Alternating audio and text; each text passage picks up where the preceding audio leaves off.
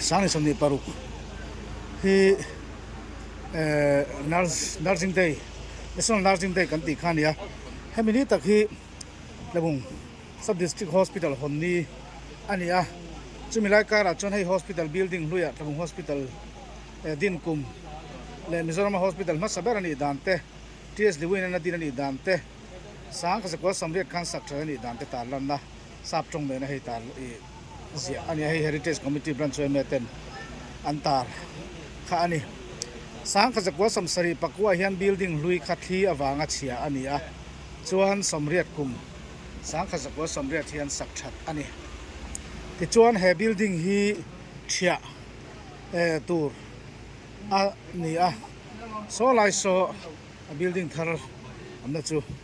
ani ta thanga kwan ti chuan in tuna omna mun hi kot zol vek tur tina ani ta ni ei building lui khani a ro hospital building lui sona kot zol zaw em ma heng hi hemi building hen chian nu chuanin hospital building tharitian kot zol vek tur ani don ani te hian building thar hon ta khi anan thlek zoi zoi anga mun danga tang hu chak ve te pok anam thin ani tlang pui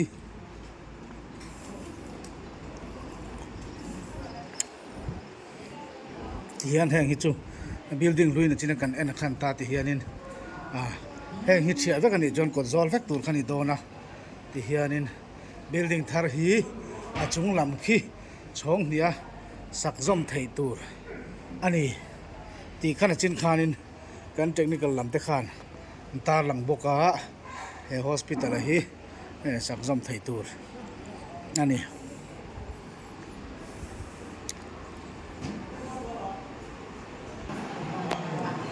hian building thar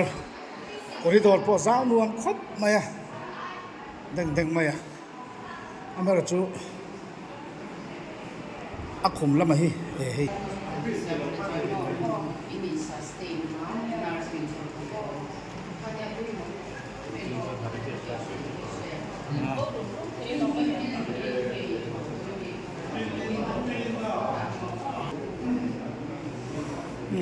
room lam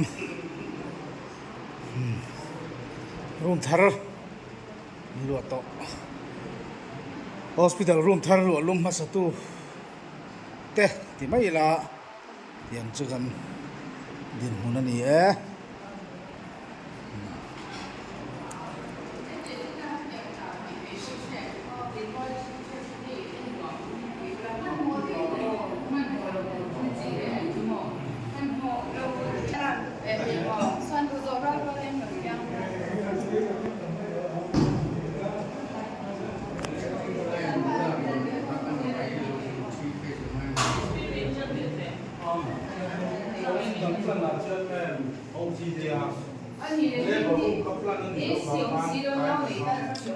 now lấy là room delivery room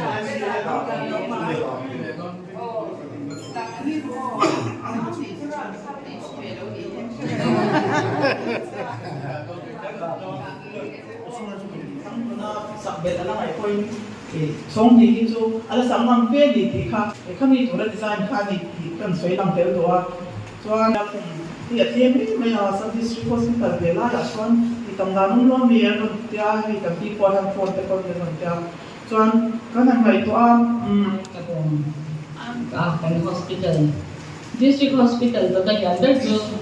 sub district hospital kanya kami chatak mai har kan dai gi achuma ale pala to zong chuma ron to kan so ya department chumi te he labar noya tyang yan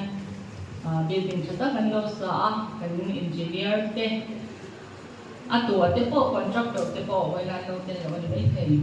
hemi pala to zong chuma ron to kan so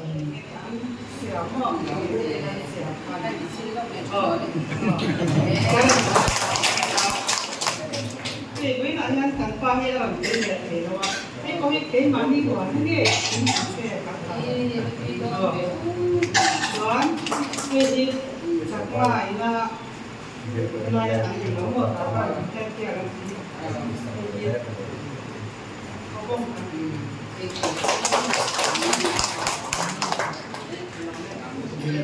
Kamu ko ki khachuani hui ga ta pha kan ni ya amai ro chu sau kuman ve ya sarkari pa chatakin la tu na chuan kan lom nun dok rang ni na ria ta win phei chu hospital bialama supply kudam khom turte tin higher building thar khom turte tin kum to pa subdivision board jubilee lom turte kan nei chu bangin tlebung hian in bung thar sarkar sa akai takjat ni ti kha thar le ni sa hi Kumin February so khakhani Women Icon Award sale songile porukha azu tonga kudin bank te am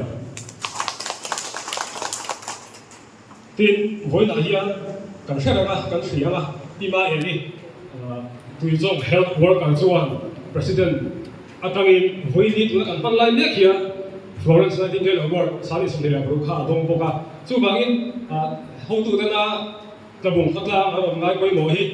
ngai koi ma phui na kan thokani ti hi aron hoi ka hria chu vai chung la long thu thilung takin ka soi du he lama hianin disabled ta tana nor kalteina tur hei hi tlabung hospital tuna building thara hian ron om ta ama kha chon kan hospital la hianin kan nei ngai lem lok khani a ti hianin wheelchair nor vek thei don ani hian pon atang hian thlekang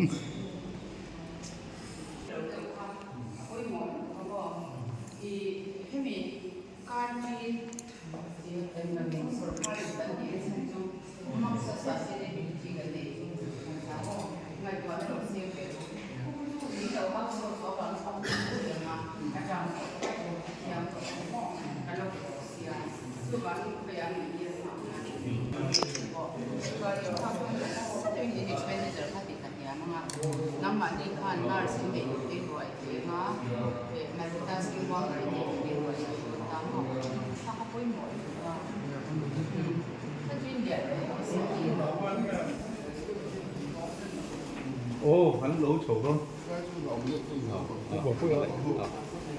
mà chọn lên đi khi lùa khi lùa khi lùa khi lùa khi lùa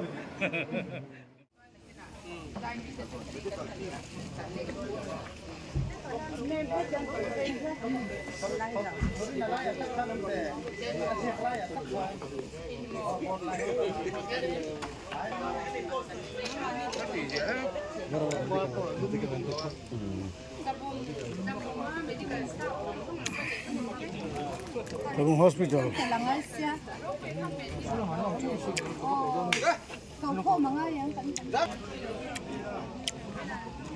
Tlabung damdoin sang khazira somsari pahnia dispensary anga loading to chumi a chin chiana mizo le english in ziak sang khazira somsari pahnia mizo hospital masaber test liwina dinani na chungchang thuziak thalak pui nei kan minister perin pui te and commissioner and secretary kelvin zoli pima pui te le kan health director te le kan doctor le staff jong te na hian tha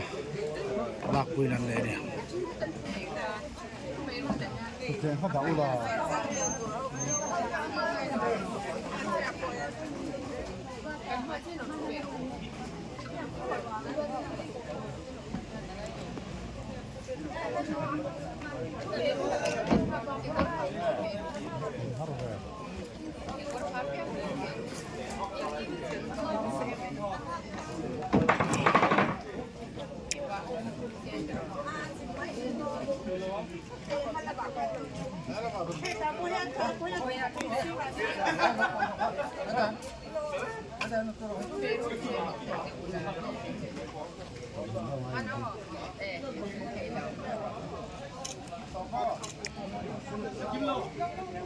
sang khazira somsari pania khan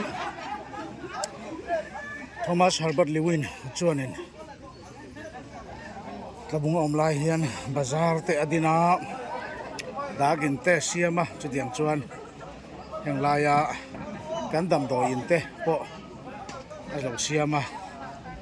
chu voi na lai kan hon tak bo hi chumikal zel building thar hon na ni in amar chu na lak nei roi chu building hlui ani a sang ka jere sum sri pani sang ka jere sum sri pani din kum enzia na ta lan na lakui ani